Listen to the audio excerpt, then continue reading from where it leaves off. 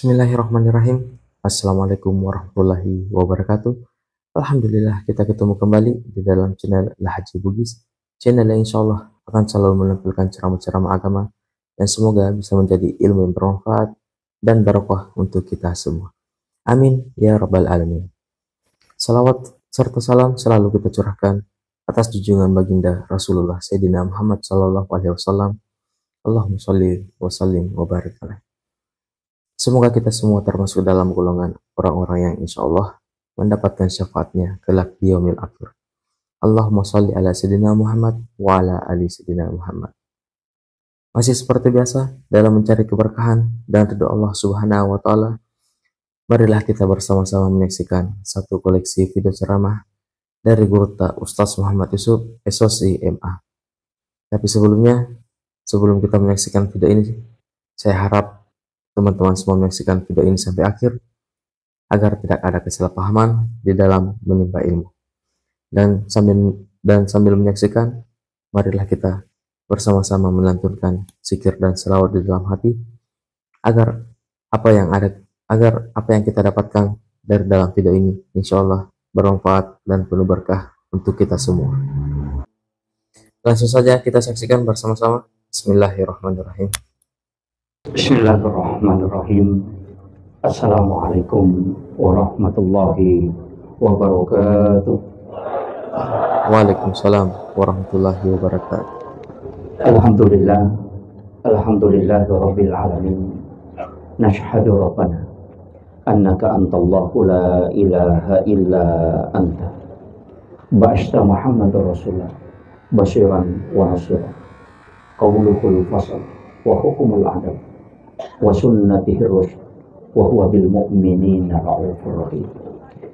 Allahumma shalli ala sayyidina Muhammadin tibbil qulubi wa dawaiha wa afiyatil abdani wa shifaiha wa nuril absari wa diyaiha wa ala alihi wa sahbihi wa sallim.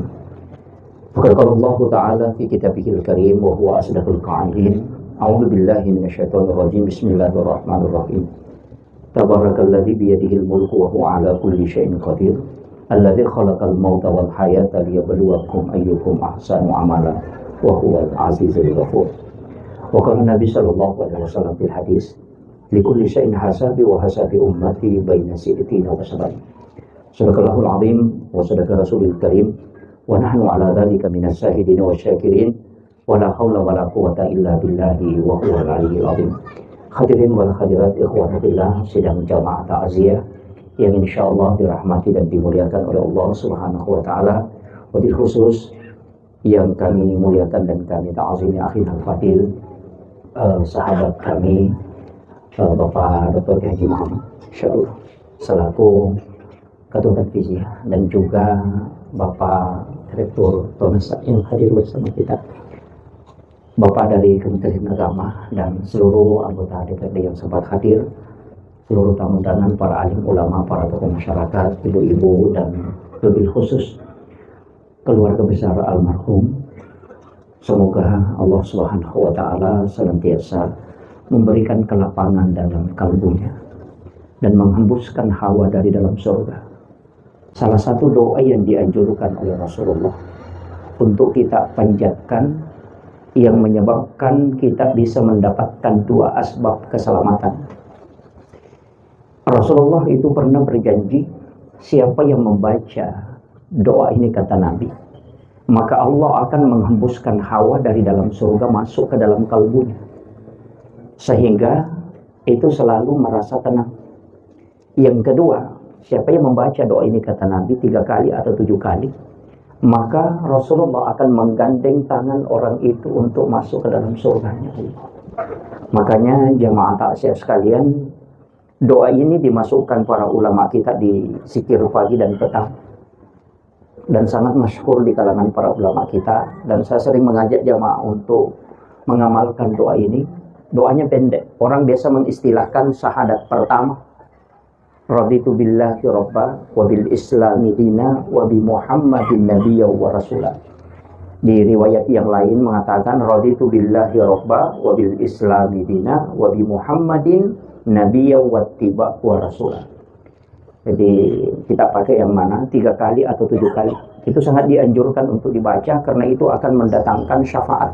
Sekaligus kata Nabi, Allah akan menghembuskan hawa dari dalam surga, langsung masuk ke dalam kalbu orang yang membaca doa ini.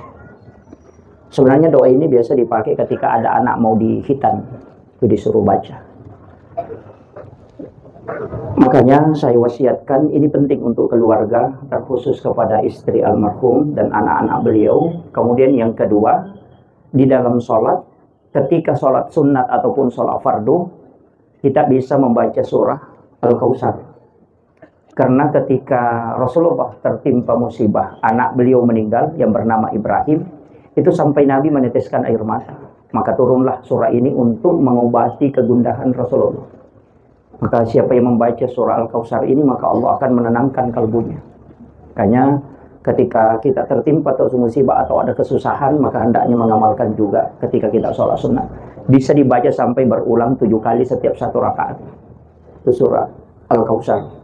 Jadi, kemudian saya ingin sampaikan bahwa dalam perjalanan manusia, sebenarnya kematian itu hanya tutup usia. Jadi saya agak lepas-lepas tadi. Satu. Jadi sebenarnya kematian itu hanya tutup usia. Tapi untuk amal kebaikan orang yang sudah meninggal itu tidak tertutup. Makanya kalau orang meninggal kita mengatakan tutup usia. Keliru itu mengatakan setelah orang meninggal itu sudah selesai urusan. Itu jadi masalah. Di dalam Al-Quran itu disebutkan kan innama tuwaffawna ujurahum yaumal qiyamah. Jadi kitab catatan amal itu tidak akan tertutup kecuali dunia ini kiamat. Makanya dari situlah kenapa amal jariah itu sangat penting. Keluarga yang ditinggalkan melakukan kebaikan itu penting. Karena semua amal kebajikan yang dilakukan anak itu orang tuanya dapat, yang disebut dengan syafaat pahala. Makanya semakin banyak anak itu semakin banyak rezeki. Bukan rezeki bawa rezeki uang, tidak, tapi rezeki kebaikan. Bahkan Rasulullah mengatakan siapa yang meninggalkan 2 atau 3 anak perempuan yang ahli ibadah, maka ibu bapaknya tidak disentuh api neraka. Itu jaminan. Jadi syafaat itu tidak dari Rasulullah saja, tidak. Al-Quran bisa menjadi syafaat, ulama bisa menjadi syafaat. Kita yang dari DDI ya ada guru kayak Jabir Rahman Abu Dalek yang kelas waliullah. Yang dari Nahdlatul Ulama ada Hadratus Syekh Hasyim Asy'ari, ada Kiai Khalil Bangkalan. Yang dari Muhammadiyah ada Kiai Ahmad Dahlan. Karena ulama itu bisa memberi syafaat. Anak perempuan itu bisa memberi syafaat. Jadi jangan katakan hanya syafaat mutlak itu dari Rasulullah, tidak. Jadi memang ada beberapa itu yang bisa memberikan syafaat. Al-Quran bagi penghafal Al-Quran ya bisa memberi syafaat. Walaupun nanti ada ulama mengatakan ya kalau dia hafal sampai meninggal. Kalau dia lupa itu jadi masalah. Karena penghafal Al-Quran yang lupa hafalannya itu paling berat siksaannya. Karena dia akan dimasukkan ke dalam api neraka dan itu akan keluar api dari mulutnya.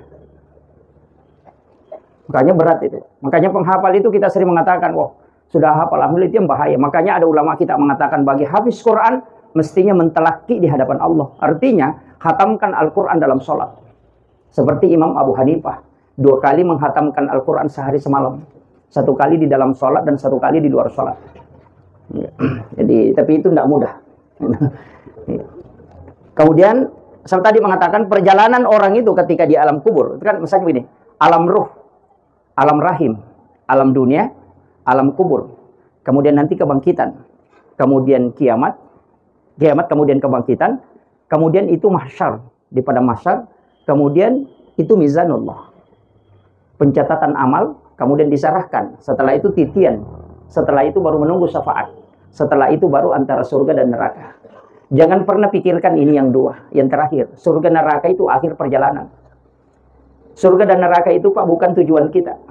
Makanya semua kalau kita sholat pasti membaca inna sholati wa nusuki wa mahyaya wa mamati lillahi rabbil alamin. Di situ bukan lil jannah. Bukan juga di khofin nar, bukan. Jadi di situ lillahi rabbil alamin. Makanya yang paling pokok semua ibadah adalah rahmat. Dan orang mau masuk surga itu kuncinya cuma 2. Kalau bukan jalur syafaat, pasti jalur rahmat. Itu aja. Makanya semua ulama kita mengajarkan kalau mau sholat, jangan pernah pikirkan pahala. Karena pahala itu, surga neraka itu jangan pikirkan itu. Karena itu makhluk. Mestinya rahmat. Makanya dia baca ilahi anta maksudi wa ridhaka anta matlubi. Ada yang menambah wa atini mahabbataka wa ma'rifataka. Ya tidak masalah. Itu kan untuk menghadapkan kalbu, tapi itu bukan bacaan salat. Itu dibaca sebelum, kan hanya untuk meyakinkan diri bahwa ibadah ini hanya rahmatmu. Kan begitu. Karena kalau pahala tidak pernah cukup. Tidak pernah. Makanya selalu yang kita cari, kalau bukan jalur rahmat, itu jalur syafaat. Makanya semua ibadah, tidak ada nabi itu yang bisa memberi syafaat. Kecuali Rasulullah. Dan itu ilmiah sekali, Pak. Saya dulu itu mengatakan tidak. Semua nabi itu bisa memberikan keselamatan. Kenapa? Karena dia kan diberikan khususnya. Tapi setelah dikaji, memang Rasulullah itu satu-satunya nabi yang diberikan otoritas oleh Allah, otoritas ibadah. Kalau yang lain tidak ada. Kalau Nabi Musa memadakan perintah, itu pasti perintah Allah. Kalau Nabi Musa, itu pasti perintah Allah. Nabi Ibrahim, pasti perintah Allah. Tapi untuk Rasulullah, ada yang lari ke Nabi. Maka semua ibadah itu punya turunan. Sholat wajib, ada sholat sunnah. Puasa wajib, ada puasa sunnah. Haji wajib, ada umrah sunnah. Zakat wajib, ada sedekah sunnah. Syahadat wajib, kemudian ada sholawat sunnah. Itu pasti ada turunannya. Yang turunan ini lari ke Nabi. Dan itu otoritasnya Rasulullah. Padahal itu perintah dari Allah kan. Tapi kenapa Nabi yang menjadi diberikan otoritas ibadah? Bahwa itu Rasulullah disebut sunnah. Karena itu jalur syafaat. Makanya saya bilang, kalau kita sholat isya, kalau sholat isyanya lolos, itu bisa dapat rahmat. Tapi kalau tidak bisa dari sholat isya, maka ambil sholat sunnahnya. Sholat sunnah isya itu nanti jalurnya ke syafaat. Kenapa sholat sunnah penting, Pak? Karena sholat fardu tidak mungkin sempurna. Kan begitu. Jadi kalau kita tidak bisa dapat rahmat Allah, maka kita akan kejar syafaat Rasulullah. Jadi ibadah sunnah, ibadah fardu itu kan selalu berbarengan. Cuma kadang orang tidak sholat sunat. Kalau tidak sholat sunat, ya zikirnya. Baca subhanallah 33 itu sunnah juga itu. Ya kan? Tidak masalah. Makanya saya mengatakan, setiap ibadah yang kita lakukan itu sebenarnya otoritasnya hanya lari dua. Kalau bukan rahmat Allah, puasa Ramadan, itu nanti larinya ke rahmat. Makanya Allah langsung yang balas. Kalau puasa Senin Kamis atau puasa Daud, itu larinya ke Rasulullah. Itu jalur syafaat. Jadi kalau kita tidak lolos di jalur rahmat, nah makanya periksa ibadah sunnahnya. Karena nanti Nabi yang mengakui. Itu aja kuncinya, Pak. Jadi jangan anggap sepele yang sunnah ini. Karena semua itu ada imbal, istilahnya ada larinya. Bilang kalau ini sunnah lari ke sini, umrah lari ke syafaat. Kalau haji itu lari ke rahmat Allah. Kuncinya di situ. Makanya semua ibadah sunnah itu lari ke situ, Pak. Jadi jangan anggap sepele kalau ibadah-ibadah sunnah. Saya ingin tekankan begini, ketika orang meninggal, itu kan di alam ruh itu 1000 tahun. Dalam satu riwayat itu, dalam risalah saya baca bahwa 1000 tahun ruh itu baru dipertemukan dengan jasad. Di alam rahim itu kan 9 bulan 10 hari. Itu surga pertama. Makanya orang sebelum ketemu di alam rahim jasadnya, sebelum ketemu itu disebut kematian pertama. Nanti ketika ketemu, itu kan 9 bulan 10 hari. Kemudian lahir. Di dunia ini berapa lama? Likulli syai'in hasabi wa hasabi ummati baina si'tina wa sab'in. Rasulullah minta untuk umatnya itu jangan umurnya panjang. Saya terus terang jarang berdoa minta umur panjang. Hampir dipastikan tidak minta. Walaupun orang tidak masalah, saya tidak salahkan. Karena Nabi minta untuk umatku jangan panjang umurnya. Jangan ikuti nabi-nabi terdahulu yang ada sampai 800 tahun umurnya. Ada 300 tahun, bahkan ada yang tembus 1000 tahun. Nabi tidak inginkan itu. Makanya dia mengatakan, likulli syai'in hasabi wa hasabi ummati baina si'tina wa sab'in. Setiap segala sesuatu itu ada waktunya. Dan untuk umat itu antara 60-70 tahun. Makanya ketika ada orang umurnya 60 tahun, kemudian dia meninggal, umur antara 60 sampai 70, jangan bersedih. Karena itu Nabi yang memanggil. Saya sering sampaikan orang. Ketika ada suami kita, ada istri, ada keluarga meninggal di umur antara 60-70, jangan bersedih. Itu seakan-akan Nabi sudah minta, ya Allah umur umatku ini antara 60-70. Ketika meninggal di situ, berarti doanya Nabi di situ tembus. Dan jangan bersedih karena Nabi yang memanggil itu. Itu aja kuncinya. Tapi kenapa, Pak? Antara 60-70, Nabi tidak menginginkan kita lama berdosa kalau berdosa. Bayangkan kalau umur 800 tahun, main judi, Pak. Minimal 700 tahun main judi. Kan begitu. Sama nih kalau camat. Kalau ada camat menjabat 10 tahun, lama diperiksa itu. Tapi kalau ada camat cuma 5 bulan dan berhenti, tidak lama diperiksa itu. Kan begitu. Iya. Itu aja kuncinya. Makanya hidup ini kan hisapnya lama. Apalagi kalau semua jabatan ditanyakan, dan pasti itu, Pak.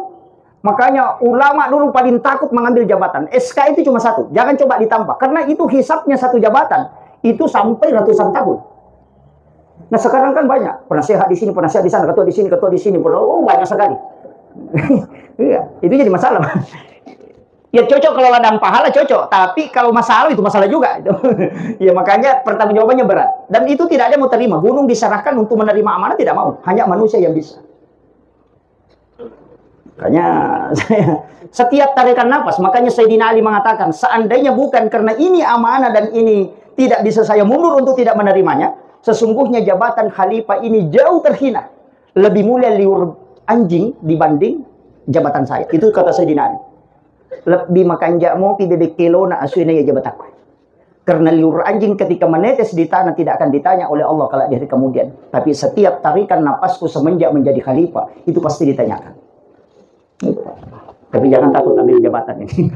Nanti melepaskan semua jabatannya itu jadi masalah lagi. Kemudian kita hidupkan begitu. Kemudian Nabi kan minta memang supaya tidak panjang, supaya tidak lama dihisab. Kalaupun berdosa tidak lama. Kemudian karena umurnya pendek, itu kesempatannya Rasulullah minta kepada Allah supaya pahala kita dilipat gandakan. Makanya manja bil hasanati falahu asru amsalihha. Siapa yang melakukan satu kebaikan, maka Allah akan balas menjadi 10. Kemarin mungkin di antara kita banyak yang berkurban dan kurbannya patungan.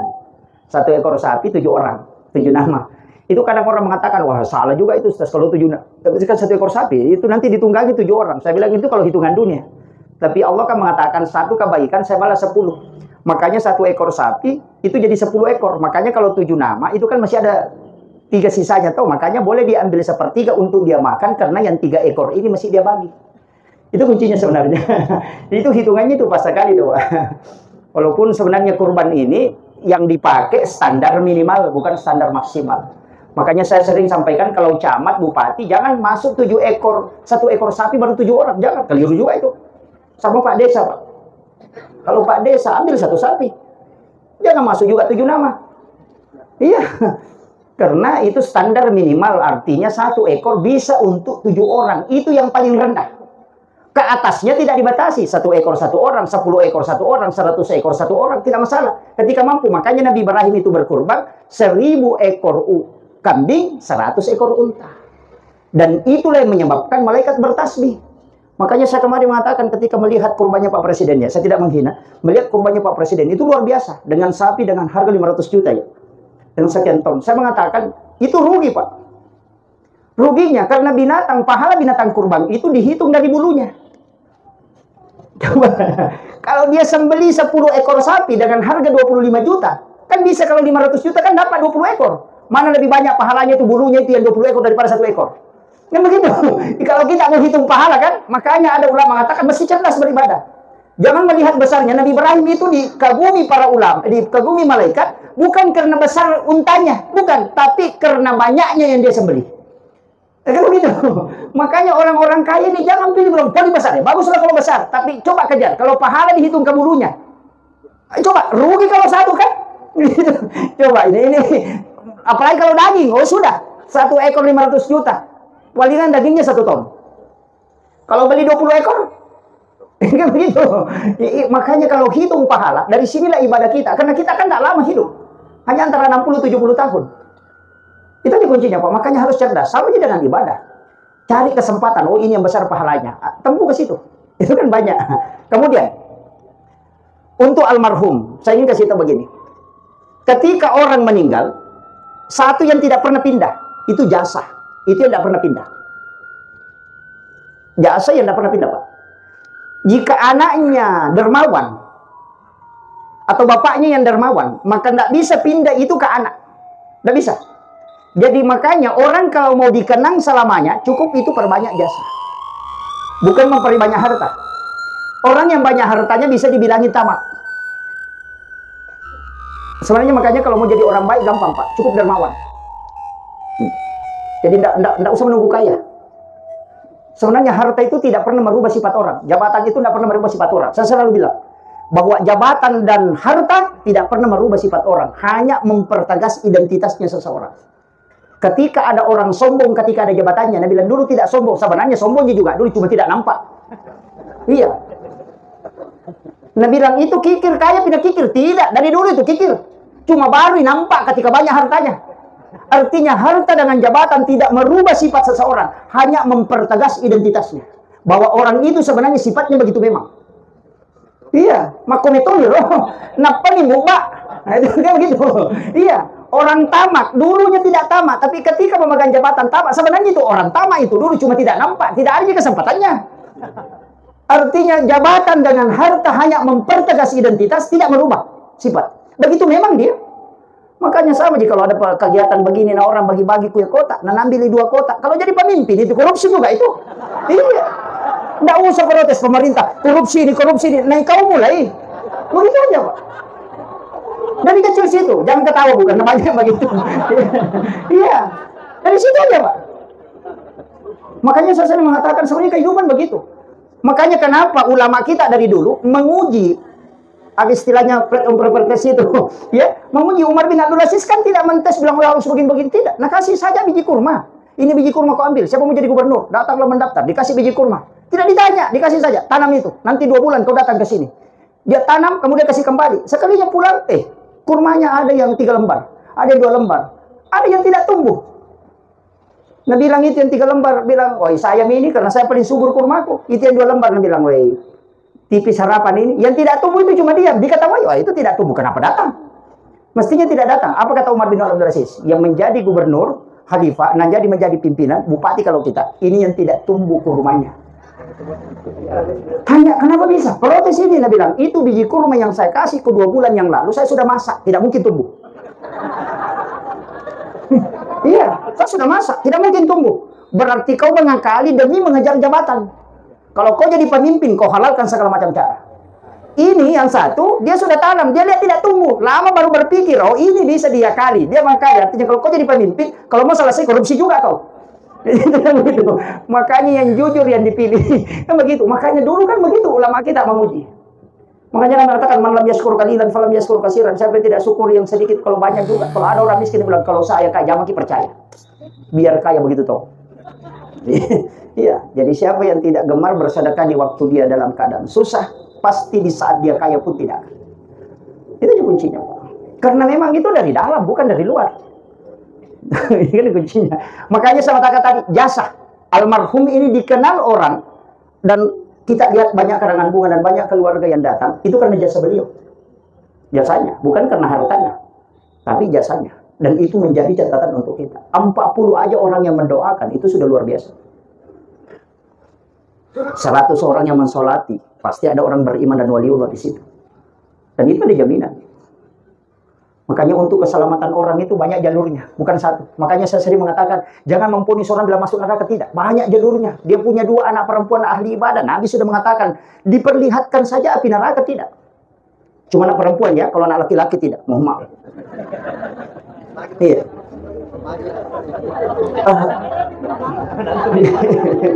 Tidak terhitung kalau menantu. Harus anak. Gitu. Jadi siapa yang meninggalkan 2 atau 3 anak perempuan kata Nabi, ahli ibadah, maka ibu bapaknya tidak tersentuh api neraka. Karena mendidik anak perempuan itu 2 kali lipat lebih berat dibanding mendidik anak laki-laki. Ya. Makanya itu jaminan. Jadi kalau bapaknya biasa-biasa ibadahnya tapi anaknya, anak perempuannya luar biasa, itu diberikan keselamatan. Dan orang bisa masuk surga Pak, bukan karena dia, tapi keluarga yang ditinggalkan. Itu jelas hadisnya. Bisa diputar sedikit speakernya supaya tidak sorry. Yang ini aja Bu, kasih putar sedikit ke sini. 1. Ya. Jadi saya kasih tahu begini. Kuncinya kalau orang mau selamat itu bisa dari keluarga yang ditinggalkan, dia bisa selamat. Kan itu hadis. Siapa yang salah satu keluarganya dipanggil oleh Allah, artinya meninggal. Kemudian keluarga yang tinggalkan bersabar menerima apa yang ditetapkan oleh Allah, maka tidak ada balasan bagi orang yang meninggal itu kecuali surga di sisi Allah. Coba, agama itu luar biasa Pak. Makanya kalau kita masuk neraka itu fatal betul. Iya, betul Pak. Makanya kita harus yakin betul bahwa syafaat Nabi itu menunggu.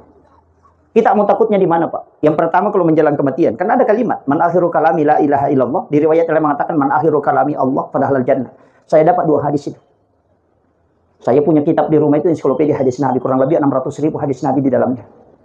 Itu saya temukan memang 2 riwayat Pak. Yang masyhur itu man akhiru kalami la ilaha illallah padahal jannah. Tapi di ulama tarekat itu jarang dipakai itu. Justru yang dipakai di kalangan ulama tarekat man akhiru kalami Allah padahal jannah. Kenapa? Karena ada kehati-hatian. Ketika kita membaca mengatakan la ilaha kemudian meninggal. Apa maknanya itu? Tidak ada Tuhan. Coba. Tapi kalau dia mengatakan Allah, itu pasti. Makanya orang yang membaca la ilaha illallah, ya kalau mampu, kita tuntun dia. Kalau dia tidak bisa lagi membaca la ilaha illallah, maka cukup. Ajarkan dia, talkinkan dia dengan kalimat Allah. Allah. Jelaskan dalilnya. Wala zikrullahu akbar. Itu aja kuncinya, Pak. Kalau dia baca la ilaha, kemudian mati. Tidak ada Tuhan. Makanya sama dengan kalimat la ilaha illallah. Kalau kita mengatakan la ilaha illallah, benar-benar tidak ada Tuhan. Makanya di situ kalimatnya harus panjang. La ilaha. Di situ kan ini. Makanya di tarekat itu kan dipakai. Ditarik la ilaha illallah. Itu 7 latifah itu. Dari pusar ditarik ke ubun-ubun, kemudian dimasukkan ke sebelah kanan, baru ditarik ke sebelah kiri. Makanya biasa dia bergerak. La ilaha illallah. Itu karena latifah. Ada juga yang cuma goyang-goyang. Kalau itu saya tidak tahu. Saya tidak komentari yang begitu. Kemudian, perjalanan kayak begitu, Pak. Cuma kita sebenarnya ini juga harus tahu betul cara mengurusi orang yang mau meninggal. Ini yang penting sekali. Karena ini persoalan, kadang-kala kita melihat orang sakarat, tidak tahu apa mau dilakukan. Kuncinya itu kan begini, kalau sudah tanda kematian itu sudah ada, periksa betul. Yang pertama itu rambut, pasti tidak bunyi.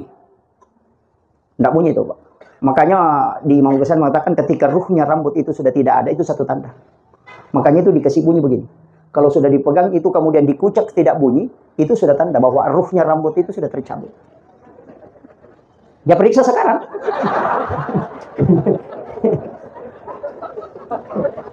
Itu tanda, Pak. Makanya ulama dulu kita, orang tua itu yang pernah pelajari, kalau datang melihat orang sakit, itu dia usap kepalanya.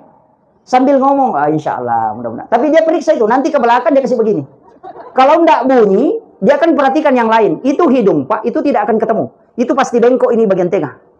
Orang dulu kan mengatakan, ya kupetu leteng siratal mustaqim. Itu sebenarnya ini hidungnya. Hidung orang yang mau meninggal itu, Pak, tidak ketemu ini. Pasti bengkok. Itu garisnya tidak lurus. Kemudian ini, itu dia bilang bulu arafah. Ketika dia lari turun, daun telinga yang di sini di ujung atas itu pasti hitam. Kemudian lihat kuku. Itu tanda. Dan itu diperiksa betul, Pak. Sebenarnya banyak kan orang mengatakan, oh ini tidak lama lagi. Nah bilang, ini orang tidak sholat bisa tahu. Ya kenapa pernah pelajari, sama aja dokter. Biar tidak sholat, dokternya bisa tahu penyakit jantung ini. Karena hitam di bagian matanya. Nah begitu, kalau ilmunya pernah dipelajari, biar orang tidak sholat bisa tahu. Tapi kalau dia tidak pernah pelajari ilmunya, biar bangun sholat tahajud setiap malam, dia tidak akan tahu. Kan begitu aja. Itu aja kuncinya. Kadang-kadang kita akan mengatakan, oh tidak usah percaya karena dia tidak sholat. Oh bukan, lain itu. Karena memang ada ilmunya. Di situ dipelajari betul. Mulai dari rambut tidak akan bunyi itu 40 hari. Kemudian ketika ada keringat, itu akan jatuh dari bagian atas itu ke ujung sulbiah dan itu dingin seperti iris, kemudian hilang. Kemudian akan gemetar, mulai dari ujung kepala itu gemetar sampai ke ujung kaki itu kayak merinding. Tapi ketika kita mengingat kematian itu langsung hilang. Itu 70 hari. Sama ketika orang bermimpi melihat dirinya keluar dari dirinya, hitung langkahnya. Kalau dia kembali, berarti itu tanda Anda akan naik rezekinya. Tapi kalau dia tidak kembali, itu tanda kematian. Dan itu tidak melenceng, Pak. Hitung langkahnya itu. Itu nggak tahu orang dulu. Makanya dia bilang, oh tinggal saya ini hanya bulan ini. Dia sudah tahu. Karena itu ada tandanya. Cuma karena tidak sering kita mati, sehingga tidak paham. Makanya seandainya bilang sering mati, ditahu bilang, mau kak mati ini. Sama aja orang mau tidur, toh. Kalau sudah ada matanya, dia bilang, mau kak tidur ini. Kenapa? Karena sering tidur. Kan begitu, Pak. Makanya ilmu karena berulangnya sesuatu, makanya orang yang sering menghadapi orang sakarat, itu biasa banyak yang dia tahu. Dia bilang, oh tanda-tanda biasanya begini. Tapi jangan kasih tahu orang. Dia bilang, begini kemarin mati begini. Sudah, jangan. Kasih semangat. Makanya kalau misalnya orang sudah tidak kita lihat kayak tidak ada respon, itu miringkan ke kiri. Miringkan dulu ke kanan, bagian kirinya di atas. Baru lepas. Kalau dia tergantung bagian pinggulnya ini, tidak rapat itu, Pak. Orang yang mau meninggal itu terangkat bagian sini. Itu tidak rapat di lantai. Iya, bisa ditahu itu, Pak. Dan ulama kita dulu kan ajarkan terbuka itu. Maka akan disembunyikan itu kalau saya kasih tahu aja. Karena daripada kita menghadapi orang sakarat, kita tidak tahu. Makanya ketika orang sudah kita lihat tersisa, bacakan surah Yasin. Bagi teman-teman yang merasa jika video ini bermanfaat, silahkan bagikan kepada kerabat-kerabat kita dan di media sosial kita semua, agar mereka juga tahu dengan ilmu yang ada di dalam video ini. Sebaik-baiknya ilmu adalah ilmu yang bermanfaat bagi orang lain. Dan semoga kita semua termasuk dalam golongan orang-orang yang mendapatkan amal jariah karena telah membagikan ilmu yang insya Allah bermanfaat bagi siapapun yang menyaksikannya. Surah Yasin itu bukan singgah di salamun qaulan min rabbir rahim, bukan di situ. Tapi tempat yang paling bagus itu mendoakan ketika sampai pada kalimat mubin. Itu 7 kali dalam surah Yasin. Fi dhalalim mubin. Singgah baru doakan, ya Allah ketika ini penyakit terakhir untuk beliau, maka mudahkan dia menghadapi kematiannya. Tapi ketika bukan penyakit terakhir, maka jadikan syafaat surah Yasin ini sebagai penyembuh terhadap penyakit yang dia alami. Jadi itu surah Yasin bukan pembunuh. Iya, Nabi bilang aku bacakan, mati nanti, itu tidak. Dibacakan, tapi ketika orang tidak ada respon, kan biasa itu tidak ada respon. Kayak, apalagi kalau biasa matanya begini, melihat ke kiri, melihat ke kiri. Biasa orang Makassar bilang, ada yang tunggu. Itu sebenarnya orang, Pak. Istilahnya ini togi maka dia pusing. Dia tidak tahu dia mau kemana. Iya, makanya di saat itu penting sekali dituntun. Tapi yang dibacakan bukan surah Yasin. Itu dibacakan surah Ar-Ra'd. Jangan bacakan Yasin. Ketika ada orang begini-begini matanya, itu jangan bacakan Yasin. Bacakan surah Ar-Ra'd. Tapi dibacakan dengan suara lirih. Jangan keras. Itu akan tenang itu. Jadi itu tidak sembarang dibacakan bilang harus surah Yasin. Tidak. Harus dilihat juga keadaannya. Nah, kemudian ketika orang meninggal, itu kan kuncinya kan di situ. Dari ujung kaki sampai lutut, dari lutut sampai ke pusar, dari pusar sampai ke kerongkongan. Ketika orang sakarat, ganti pakaiannya yang bagus, agak bagus, yang agak bisa longgar sedikit, kemudian wudukan dia. Karena siapa yang ada wudunya kemudian meninggal, maka dia mati syahid. Kemudian siapkan sedikit air minum, setiap dia tersiksa, itu ambilkan air sedikit untuk kita kasih minum. Karena itu kehausan betul. Sampai orang yang sakarat itu biasa hanya 5 menit itu sudah pecah bibirnya. Saking tersiksanya. Makanya Nabi ketika sakarat itu minta disiram air timba. Ini makanya dikasih minum. Nah, kalau sudah meninggal itu disedekapkan. Tangan kanan di atas laki-laki, perempuan sama. Kalau tangannya tidak mau bersedekap, jangan diikat, Pak. Sering kita ambil kain baru diikat, jangan. Itu diasankan di telinga kanan. Kalau dipegang saja, tekan sedikit, jadi ditarik, kemudian ditahan, baru asankan. Selesai diasankan, lepas itu, tidak jatuh itu. Itu tanda orang yang tidak bisa bersedekap. Itu berarti orang itu ketika hidup, tidak meninggalkan pekerjaan dunia ketika asan dikumandangkan. Itu tidak mau bersedekap tangannya itu. Itu siksaan di dunia sudah nampak itu, Pak. Nah banyak orang sekarang begitu. Asan orang, pokoknya nak kerja pekerjaannya. Yang paling parah itu tukang masjid. Asan orang ada keliling-keliling bawa ember. Iya, padahal di masjid ini. Tapi ada yang paling parah, Pak. Orang yang ngangkut jenazah. Nangkuk masuk ke dalam masjid, baru keluar cerita. Sholat orang di dalam, nanti selesai sholat baru masuk lagi. Ini parah ini, Pak. Orang mati dia bawa, sudah sampai di masjid, keluar. Itu yang jadi masalah. Tapi tidak ada di sini, tidak ada. Ya. Sedekapkan tangannya, tutup matanya dengan membaca Bismillahi ala millati wa sunnati Rasulillah. Itu juga dibaca ketika dimasukkan orang ke dalam lahat. Bismillahi ala millati wa sunnati Rasulillah. Jadi itu kalau tidak mau baca Allahumma ghafir baru sebut namanya. Itu baru tertutup. Ada itu orang yang tidak mau tertutup matanya kalau dibaca Bismillahi ala millati wa sunnati Rasulillah, masih terbuka sedikit. Makanya tutup kembali dengan baca Allahumma ghafir baru sebut namanya. Allahumma ghafir li Muhammad Yusuf, namaku aku sebut nanti takut kalau nama aku. Iya. Nah, setelah itu disunnahkan dan lebih utama ketika seorang laki-laki yang meninggal, itu laki-laki juga yang memandikan. Tapi boleh silang, laki-laki yang meninggal tapi perempuan yang memandikan ketika dia itu adalah anaknya ataupun istrinya. Makanya Rasulullah sebelum meninggal itu pernah berwasiat kepada istrinya, ketika aku lebih dulu meninggal maka kau yang memandikan aku. Tapi ketika engkau lebih dulu meninggal maka aku akan memandikan engkau. Dan itu menjadi konsensus di ulama, bahwa ketika suami meninggal, afdalnya sebenarnya istrinya memandikan di bagian tengah. Tapi kebalikannya, kalau istri yang meninggal, suaminya tidak boleh memandikan di bagian tengah. Kalau bilang kenapa dan tidak boleh, saya juga tidak tahu. Iya. Cuma secara umum garis besarnya bahwa ketika laki-laki yang meninggal, laki-laki yang memandikan. Dan itu anak-anaknya. Tidak usah ambil orang yang memandikan. Mestinya kita. Karena apa yang ketika dia hidup, dia malu. Di saat dia meninggal juga begitu, Pak. Malu kalau dilihat orang. Itu kan pandangan ruhnya kan tembus. Maka saya kasih tahu. Memandikan jenazah itu paling gampang, Pak. Sama dengan orang hidup itu. Jadi caranya, kasih baring. Cuma begini. Kadang kita keliru. Ketika ada orang meninggal, sudah meninggal, kita sedekapkan, tutup matanya, baru ambil kain biasa ditutup, kain putih, baru ditinggalkan. Oh, keliru betul itu. Mestinya 10 menit atau 15 menit setelah orang meninggal, kembali lagi ke situ, ke jenazah. Gerakkan semua pergelangannya. Gerakkan pergelangan tangannya, sikunya digerakkan, tangannya digerakkan, kemudian dimasukkan tangan di bawah punggungnya, kemudian sedikit diangkat naik, kemudian kakinya juga. Semua pergelangannya itu digerakkan, supaya nanti ketika dimandikan itu seperti orang hidup, yang semua badannya tidak keras. Kadang-kadang kita kalau memandikan itu keras badannya begini. Karena orang meninggal, kita tidak kembali menggerakkan itu setelah 10 atau 15 menit. Sama dengan jenazah yang mau dikasih bermalam. Ketika ada jenazah mau dikasih bermalam, jangan dimandikan. Karena kapan dimandikan, maka dia berubah menjadi jenazah. Tapi ketika tidak dimandikan, maka itu al-mautah. Ingat ya. Maka ada yang mengatakan, enggak, dimandikan orang sakit nih. Mandikan dulu. Nah bukan orang sakit memandikan, orang mati itu. Kan gitu. Biasa nogi maka dia otomalasai. Nah ternyata otomalasai, nah dia otomatis. Makanya Rasulullah mengatakan bersihkan, bukan dimandikan. Kalau mau dikasih bermalam, ambil kain, basahi, baru tel badannya yang kita anggap ada kotorannya. Setelah itu dikasih bermalam, jangan dimandikan. Karena kapan dimandikan, langsung berubah menjadi jenazah. Karena orang yang meninggal belum diurusi, itu al-mautah.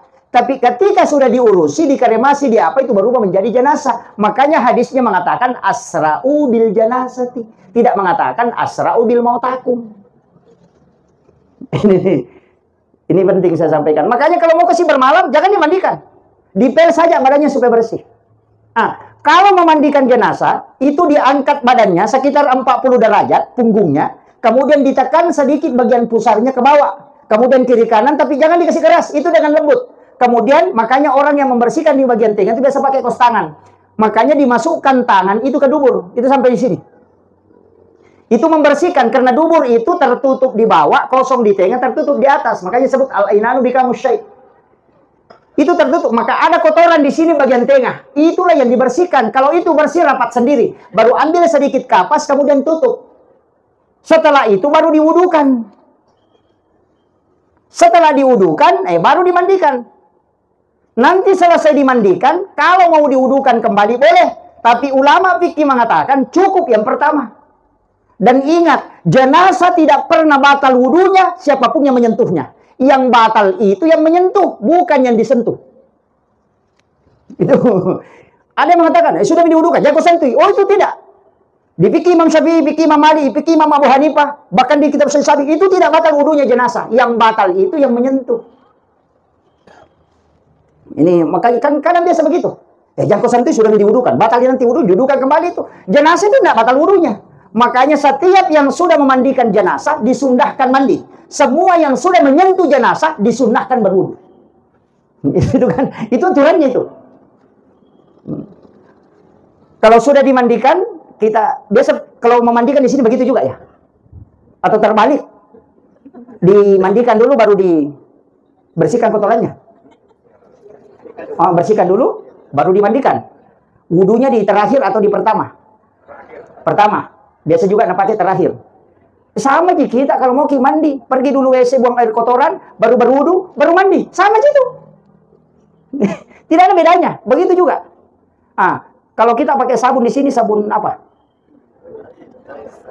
Sabun cair. Oh iya, cocok, itu bagus sebenarnya. Cuma kalau biasanya air itu kalau mau lembut itu pakai shower, bagus. Disambung saja ke selang, pakai shower, itu supaya lembut menyiramnya. Dan itu tidak banyak air pakai.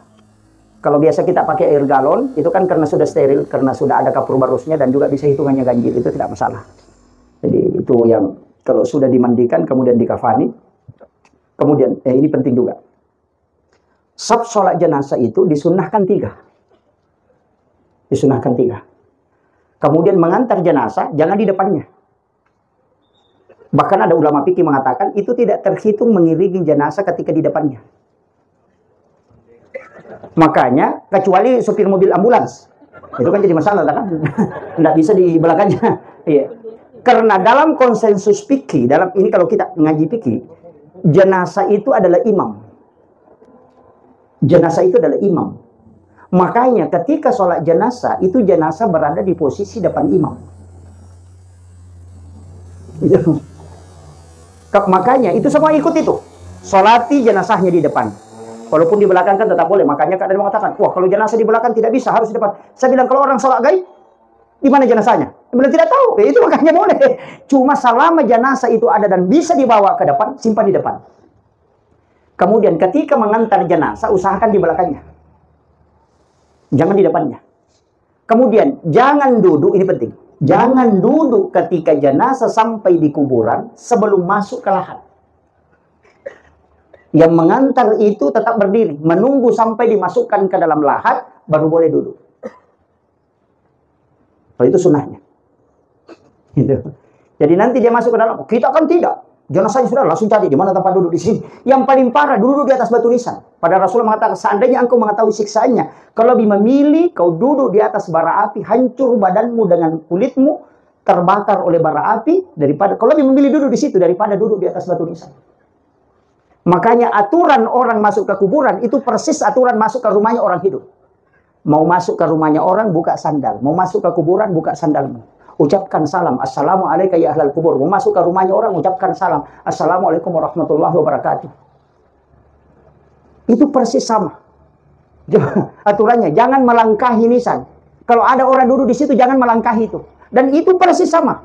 Makanya ada beberapa itu kaidah Pak dipakai dalam agama. Dan Rasulullah sampaikan sama. An-naumu ahul maut. Apa maknanya? Tidur itu bersaudara dengan mati. Coba. Tidur itu bersaudara dengan mati. Kenapa? Karena orang tidur itu kan orang mati. Benar ya, Bu? Kalau orang tidur mati ya? Hah? Kalau orang tidur, Bu, mati atau tidak? Tidak. Mati. Nah, Rasulullah yang bilang. Makanya doanya kan apa? Apa doa kalau mungkin tidur? Bismika Allahumma ahya wa amut. Kalau bangun apa? Alhamdulillahilladzi ba'da ma amatana wa ilaihin nusur. Kalau terima kasih banyak ya Allah engkau mengembalikan kehidupanku setelah engkau mematikan aku. Berarti mati. Jangan bilang, tidak. Mati. Doanya saja bismika Allahumma ahya wa amut. Ya begitu. Tapi kenapa katakan, kok masih hidup Ustaz? Cocok nih. Makanya mati itu ada 3. Kematian idafi, kematian qadim, dengan kematian haya. Makanya tahap kematian itu 3. Dari ujung kaki ke lutut, dari lutut ke pusar, dari pusar sampai ke kerongkongan. Makanya ketika orang tidur yang diangkat idafinya. Makanya disebut diangkat ruhnya. Tapi kalau orang wafat itu digenggam, berarti tidak kembali. Tapi kenapa Nabi mengatakan an-naumu ahul maut? Tidur itu bersaudara dengan mati. Karena persis sama. Coba saya kasih tahu. Orang banyak tidak percaya tentang sisaan kubur. Tidak usah pakai logika. Tidak usah carikan hadis. Itu saja dipakai an-naumu ahul maut. Tidur itu bersaudara dengan mati. Kasih tahu, pernah kau bermimpi dipukul? Atau pernah kau bermimpi nak kejar anjing gila? Pas bangun, padahal dia tidak lari. Tersiksa fisiknya, padahal ruhnya yang ikut tersiksa. Itu analogi orang yang disiksa di alam kubur. Itu aja kuncinya, Pak. Kemudian yang kedua, orang yang tidur itu kalau bermimpi, saya ingin tanya, orang bermimpi itu melihat atau tidak? Nah, lihat dirinya ke Jakarta, melihat atau tidak? Melihat, tapi matanya tertutup kan? Coba. Mata apa nak pakai orang bermimpi itu ketika dia melihat kalau dalam mimpinya? Bukan. Masa mata hati? Itulah yang disebut dengan pandangan idafi. Itu biasa dipakai, Pak. Ketika kita masuk di suatu tempat, biasa kita bilang, kayaknya saya pernah mimpi ke sini. Itu idafi. Biasa itu. Orang yang tinggi zikirnya itu bisa merasakan itu. Ketika masuk di suatu tempat, kayaknya saya pernah masuk ke sini. Kayaknya saya pernah bermimpi kerja ini. Kayaknya pernah saya dibimbing melakukan ini. Itu sebenarnya idafi yang sudah bergerak, baru kita ikuti. Itulah yang dipakai ulama. Sebelum orang berangkat, dia bisa tahu. Makanya itu yang pakai perempuan kalau mau tahu suaminya selingkuh atau tidak, pakai itu aja, Pak. Betul. Makanya dari situlah ada istilah nikah batin, karena itu dikoneksikan sebelum lahir. Tapi itu hilang, Pak. Saya kasih tahu, Bapak bermimpi ke Jakarta. Tidur di atas kasur 10 menit, itu sudah bisa bolak-balik dari Jakarta. Padahal kalau naik mobil, naik pesawat, itu butuh sekian jam. Orang bisa menempuh perjalanan hanya sekian seperdetik, dia bisa pulang ke tempatnya, itu karena idafi. Itulah masuknya guru tak, kayak Jabir Rahman Abu Dalek, bahwa saya ngaji kitab ke Imam Syafi'i itu 6 tahun. Itu yang tidak dipahami orang, Pak, ketika dia melihat lahiriahnya. Soalnya kita bisa, sekarang bisa, Pak. Orang-orang ini bisa, Pak, bisa melakukan itu. Bagaimana caranya? Gampang, video call, Pak. Iya, video call. Kita bisa sampai di Mekah, sepersekian detik bisa sampai di Madinah, ada gambar, ada suara, di layar baru tidak ada sambungan. Itu apa yang dipakai? Itu nur. Kita mengatakan black hole, padahal bukan. Ulama itu bongkar tidak pakai media, tapi dia pakai kalbu. Itu tembus, Pak. Secara ilmiah ada, dan hakikat cuma dia orang tidak bongkar. Itu setipis bawang batasnya. Kalau orang tembus itu luar biasa. Tapi saya tidak buka itu. Itu ulama kita dari dulu itu pelajari. Makanya ketika Kiai Haji Muhammad Hussein Abdul Ghani mau datang ke Mangkoso, itu dia tahu. Dari mana dia tahu? Padahal dia tidak punya HP. Itu karena idhafi. Makanya istri itu mestinya kirimkan Fatihah suaminya kalau mau tidur. Karena ruh itu terkoneksi terus. Dan itu ngomong sendiri. Cuma jangan bilang ila arwahi. Karena belum mati. Iya, makanya orang bilang ila ruh. Kalau meninggal ila arwah. itu dipakai itu. Anak-anak kita di pondok pesantren kirimkan Fatihah kalau malam Jumat 41 kali. Itu tirakatnya. Insya Allah itu tidak nakal itu anak-anak kita. Ini sudah 1 jam lebih, Pak. Saya persingkat. Kemudian ada juga penting ini. Kalau kita menggali kuburan, itu lahat di bagian bawah itu mesti rapat ke sebelah barat. Jadi lahat itu ada 2 ya. Rapat ke sebelah barat atau sekalian masuk ke dalam. Itu sekitar 40 cm dikasih masuk. Kalau tanah berpasir dan sering bergerak, masukkan lahatnya ke samping. Supaya di atasnya itu kan tidak bergerak. Kemudian kalau diisi tanah kuburan, itu jenazah tidak diinjak karena dia di samping. Itu bi hurmatil jenazah. Yang kedua biasa lahat itu bagian atas ketika kuburan itu berair dan tidak mau kering, tidak mau habis airnya. Selalu muncul air. Sekalian kasih lewat galiannya ke bawah sekitar 40 cm. Baru lahatnya di samping bagian atas. Jadi nanti jenazah diselipkan masuk, baru ditutup belakangnya, baru diisi air. Jadi dia tidak kotor terkena air karena agak di atas tinggal. Makanya guru tak kayak di Sanusi Baco almarhum al-Maghfurlah ketika dimakamkan kasih begitu. Karena di tempatnya itu berair. Tuh. Jadi itu ulama kita kan memang jelaskan. Karena memang sebenarnya itu tidak boleh kalau basah. Harus ditimbangnya itu. Makanya kalau tidak bisa kering di situ ya orang pakai doni. Kalau memang selalu berair dan tidak bisa diantisipasi airnya dan memang kuburan di situ begitu ya dipakai doni kan. Untuk supaya dihormatil jenazah namanya, menghormati. Kemudian yang memasukkan ke dalam lahat sebenarnya begini, Pak. Ini saya kasih tahu rahasia ulama sufi. Memasukkan ke dalam lahat itu yang paling bagus kalau ibunya. Selama dia masih hidup.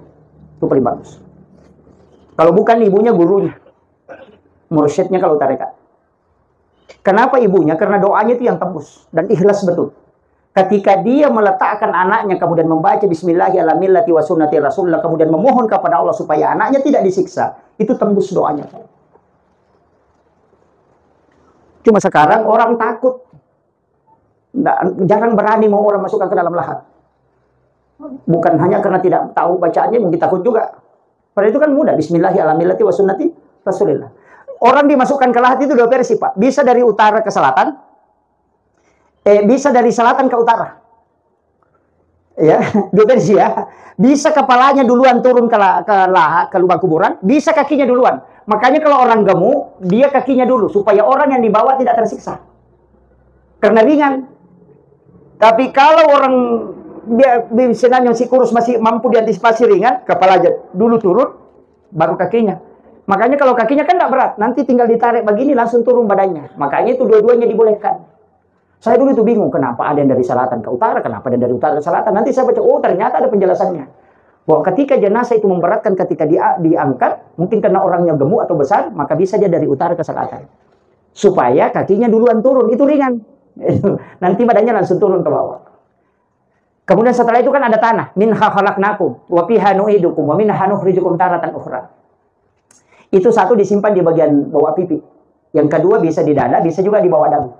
Kemudian yang ketiga di ubun-ubun. Jadi jangan coba-coba disimpan di mata dengan di sini. Jadi itu di bagian dada, di bagian kaki, kemudian ada di bagian kepala, dada, kaki. Ada juga empati di bawah pipi, kemudian di bawah dagu, kemudian di ubun-ubun. Setelah itu ambil tanah, itu dalam kitab yang ambil tanah, bacakan inna anzalnahu 7 kali. Setiap 1 kali sampai itu ditiup. Kemudian yang di tangan kanan itu taburkan di bagian menyentuh bagian kulitnya. Yang di tangan kiri taburkan di kain kafannya. Itu tidak akan kena azab kubur. Itu doanya. Setelah itu ditimbun, semua orang pergi, tinggal satu. Jangan pergi semua. Mesti ada orang tinggal satu. Satu orang, orang terakhir. Jangan pulang. Sekitar 40 langkah orang tinggalkan itu tempat pemakaman. Ambil tanah yang pas lurus bagian kepalanya. Dianukan saja bilang di sini tadi bagian kepalanya, bacakan inna anzalnahu 1 kali baru kembalikan. Ambil tanah dilurus di bagian pusarnya, bacakan inna anzalnahu baru kembalikan. Baru ambil juga di bagian kaki, baru kita pulang terakhir. Itu yang bilang orang Bugis patan raki buruk. Keluarganya tidak akan terganggu jin karin kalau itu yang dia. Itu aja kuncinya. Tapi orang terakhir, biasakan orang langsung berlomba-lomba pulang, tidak ada mau tinggal. Mesti ada tinggal satu. Biasakan orang pakai bambu itu dibacakan dulu baru. Biasakan anak simpan memang di bambunya. Tapi kita orang terakhir, Pak. Orang terakhir pulang itu yang dibacakan. Kemudian ada satu yang saya lupa. Ketika memandikan jenazah, ada namanya itu kan mandi penutup. Biasa kita pakai ya. Yang air yang dikasih haruman itu kalau sudah dimandikan, biasakan ada air 1 baskom itu 1 ember, itu disiramkan kan? Dipakai itu di sini. Dibaca di doanya. Hah? Baca doanya tidak? Itu yang dimasuk dia sudah apa mandi 4 sudah. Itu nasa dia sudah apa itu di kitabnya Sebojo itu ada. Itu yang dipakai. Itu bacanya itu disiram dari bawah Pak, bukan dari atas. Jadi begini caranya. Ambil air itu diambil dari gayung, kemudian siram dari kaki. Itu ke atas tapi dibalik. Itu enggak istilahnya. Tapi apa yang dibaca? Ghufranaka ya Allahu wa ilaikal masir. Baru dimiringkan ke kiri supaya kanannya di atas. Baru ambilkan air, Ghufranaka ya Rahman wa ilaikal masir. Baru miringkan ke kanan, makanya kirinya di atas. Baru ambilkan air lagi, Ghufranaka ya Rahim wa ilaikal masir. Baru sedikit dicondongkan ke depan supaya bisa disiram punggungnya. Ambilkan air terakhir, Ghufranaka ya Rabbana wa ilaikal masir. Itu yang disebut mandi penutup. Dihafal gitu? Tidak dihafal. Ghufranaka ya Allahu wa ilaikal masir. Ghufranaka ya Rahman wa ilaikal masir. Ghufranaka ya Rahim wa ilaikal masir. Ghufranaka ya Rabbana wa ilaikal masir. Sudah hafal? Belum. Kalau begitu Ghufranaka ya dengan wa ilaikal masir kan sudah dihafal. Tinggal ditambah Allahur Rahmanur Rahim Rabbana. Sudah hafal. Kalau masih tidak hafal parah betul itu. Iya, itu aja kuncinya. Makanya ya naruh nasihat tadi surah apa? Itu mandi paling bersih. Yang itu nak ada di mandi hakikat. Itu tidak akan bau kalau itu nak pakai orang. Tapi jangan pakai untuk orang hidup ya, hanya orang mati.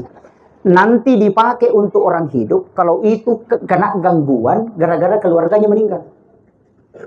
Ambilkan air 4 timba itu dibaca baru disuruh mandi. Berhenti.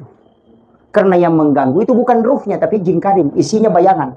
Ini kan bayangan ada isinya Pak. Itu disebut jin karim. Makanya kenapa Rasulullah itu tidak punya bayangan? Karena jin karimnya sudah diislamkan. Itu. Makanya isinya itu bayangan ada. Itu jin karim itu. Dan itu persis sama. Itu Nabi bilang dukun. Oh datangnya almarhum mau makan. Oh sudah. Jangan percaya. Biasa kan ada orang sakit. Kerasukan. Kalau kerasukan begitu gangguan. Masuk Nabi bilang ini orang meninggal ini mau makan ini mau makan. Nggak usah. Ambil air 1 gelas. Bacakan 5 ayat terakhir Quran Surat Taubah. Surat ke-9, 5 ayat terakhir. Di air 1 gelas, tiupkan, kemudian kasih minum, sebagian diteteskan ke matanya kiri kanan. Kalau air itu masuk, pasti jinnya keluar. Itu aja kuncinya. Nggak usah panggil dukun. Kalau dukun itu potong ayam lagi. Kalau Nabi bilang, biasa kalau tidur, Kak Ustaz nak ganggu, Kak, di malam-malam. Pakai basmalah. Bismillahirrahmanirrahim, Bismillahirrahmanirrahim, Bismillahirrahmanirrahim. Setiap ujung kuku. Makanya 21 kali, 1 di pusar. Kalau masih tidak bisa mempan itu, biasa kan ada begitu.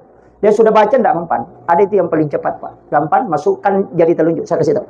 Di kitab itu. Masukkan jari telunjuk di langit-langit. Kemudian tulis dari pusar. Namanya Umar bin Al-Khattab. Itu tidak akan diganggu sampai pakai. Itu mujarabnya namanya itu Pak Umar. Itu masukkan ke jari telunjuk baru tulis itu. Tapi jangan tulis bahasa Indonesia. Tulis bahasa Arab, Umar bin Al-Khattab. Baru tidur, dan ganggu kita. Itu kuncinya. Makanya ketika Umar sudah lewat di satu jalan, jin itu tidak mau lewat di situ. Saking ditakutinya. Saya kira ini yang penting saya sampaikan, Pak. Ini sudah 1 jam, hampir 1 jam setengah. Jadi saya ingin hanya sampaikan kepada keluarga almarhum, 3 hal jangan tinggalkan. Doakan setiap selesai sholat. Yang kedua, sedekahkan, selalu ikutkan. Kalau ada uang tak 5.000 atau 10.000, niatkan 5.000 untuk almarhum, 5.000 untuk saya, itu sudah sampai. Sedekah untuk almarhum itu tidak butuh nama, hanya butuh niat. Ikutkan saja. Kemudian yang ketiga, ziarahi kuburnya. Karena sesungguhnya orang yang meninggal itu tembus penglihatannya. Makanya disebut alam kubur itu, dindingnya disebut barsa. Barsa itu kan tirai. Tirai itu kalau bahasa Bugis sampiran. Kain tipis penghalang, tapi dia bisa melihat ke dunia, bisa juga melihat ke alam akhirat. Makanya disebut barsa. Ziarahi kuburnya. Dan tempat waktu ziarah kubur paling bagus itu di malam Jumat. Makanya itu sunnahnya. Cuma karena kita tidak berani, Pak. Makanya Nabi itu di malam Jumat datang ke pekuburan. Nanti subuh pulang, itu sholat subuhnya itu membaca 2 surah. Alif Lam Mim Tanzilu dengan Al-Insan.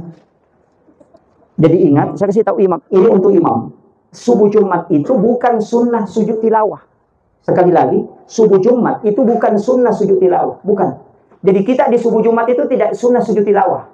Disunnahkan membaca 2 surah. Yang pertama Alif Lam Mim Tanzilu, yang kedua Al-Insan. Itu yang sunnah. Cuma kebetulan di Alif Lam Mim Tanzilu ada ayat As-Sajadah, makanya tidak sujud tilawah. Ada imam itu napotong 3. Tidak nambil Alif Lam Mim Tanzilu, tidak nambil surah Al-Insan. Allah Ta'ala Al-Insan hinun ada dalam yakum syai'an masykur. Kan tidak nambil itu. Hanya Alif Lam Mim Tanzilu saja. Sebenarnya sunnahnya membaca 2 surah, bukan sujud tilawah. Bahkan Ahmad bin Hanbal mengatakan kalau ada orang sholat subuh di subuh Jumat hanya mau sujud tilawah, maka setidak sah sholat subuhnya. Itu batal itu, Pak. Imam itu harus tahu itu. Jadi bukan sunnahnya sujud tilawah, tapi sunnahnya membaca 2 surah. Yang sunnah itu membaca Alif Lam Mim Tanzilu dengan Al-Insan kalau di subuh Jumat. Itu yang sunnah. Jadi ini tapi sunnah ya, bukan wajib. Jangan sampai ada yang tidak hafal itu tidak sholat subuh, itu batal itu. Itu makanya itu sunnah aja. Itu. Saya kira ini yang penting saya wasiatkan. Itu yang 3, Bu ya. Datangi, ziarahi kuburnya, kemudian sedekahkan, kemudian doakan setiap selesai sholat, doakan dia insyaallah. Beliau kalau kita melihat jamaah dan juga ucapan-ucapan ini insyaallah itu luar biasa. Doa kita semua itu membuat beliau mendapatkan keberkahan di alam kubur insyaallah. Saya cukup sekian, akhirul kalam. Allahul muwaffiq ila aqwamit thoriq. Nasrul minallahi wa fatun basyiril mu'minin. Assalamualaikum warahmatullahi wabarakatuh. Waalaikumsalam warahmatullahi wabarakatuh.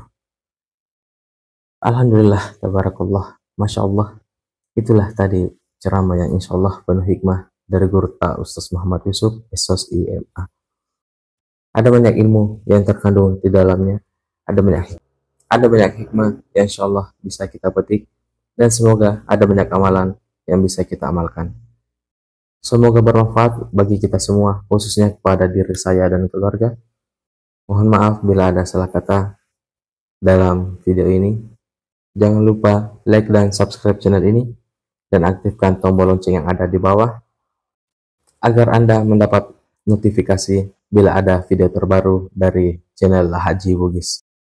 Sampai jumpa di video selanjutnya. Akhirul kalam. Hasbunallah ni'mal wakil, ni'mal maula wa ni'man nasir. Assalamualaikum warahmatullahi wabarakatuh.